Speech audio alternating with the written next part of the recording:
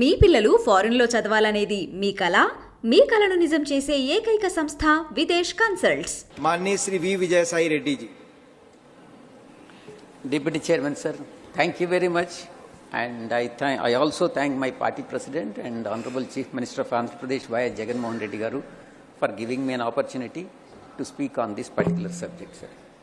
Sir, for the last 10 years, India has been on the brink of massive economic transformation, which the opposition is not in a position to realize.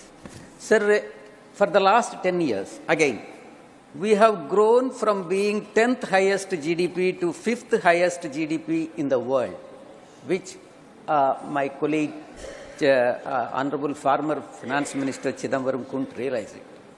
Sir, in the next 5 years, under the leadership of Modi ji, we are poised to become third largest economy in the world, crossing 5 trillion mark.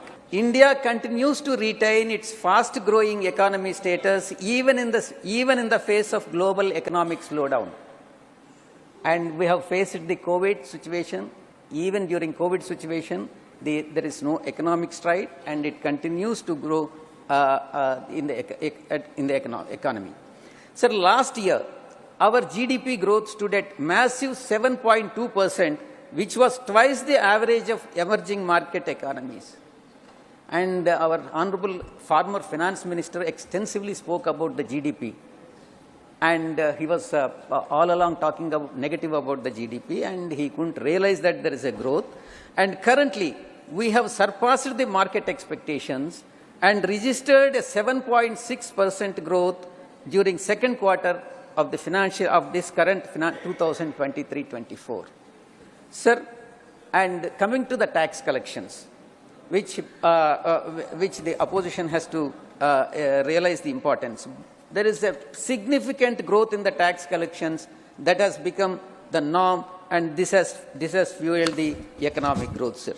Sir, within 10 years, the direct tax collections have increased by 160%, and from 6.4 lakh crore in 2013-14 to 16.6 lakh crore in financial year 2022-23.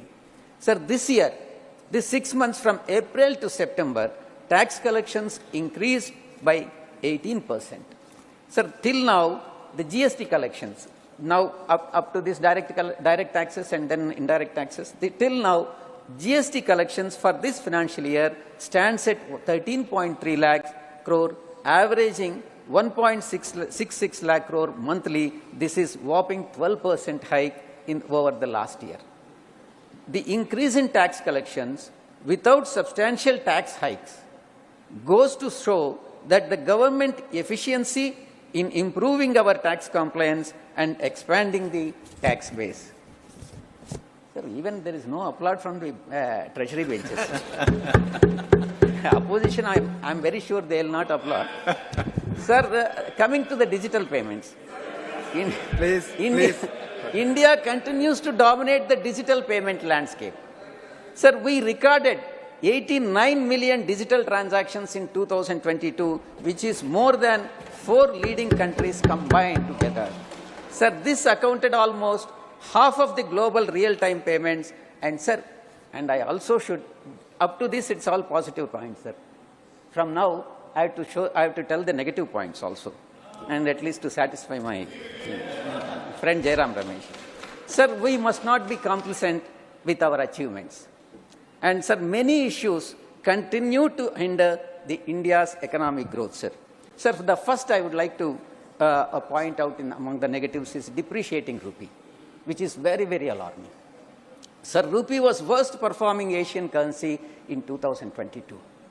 Sir, for the first time ever, the value of rupee crossed 80 against the dollar. Currently, it stands at 83.4, which is very, very alarming.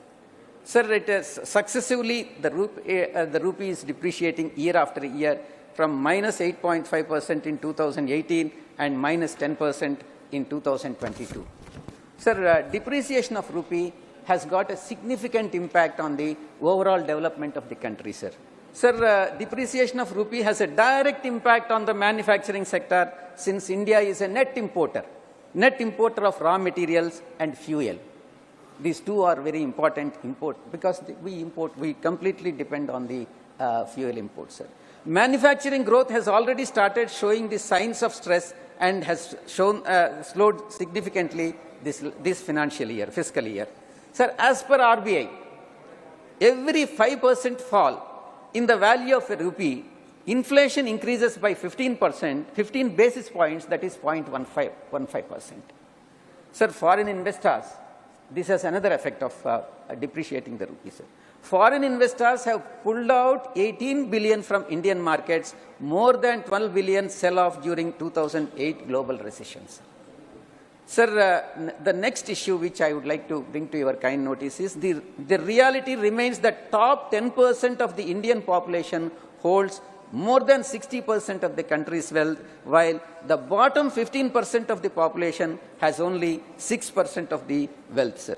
Even though the per capita income has more than doubled, that is 1.97 lakh since 2014, India ranks 142nd among 197 countries in terms of per capita income. The last point, sir, which I would like to bring to your notice is widening widening trade deficit, which is again alarming. Sir, India's overall trade deficit reached 122 billion in financial year 2022-23 compared to $82 billion in the previous year. So the government data indicates that India's trade deficit hit a record high in the month of October, and more alarming is, all the more concerning is India's widening trade deficit with China, and historical high of 83 billion in 2022, and is expected to cross 100 billion mark in 2023 only towards China, sir, from China.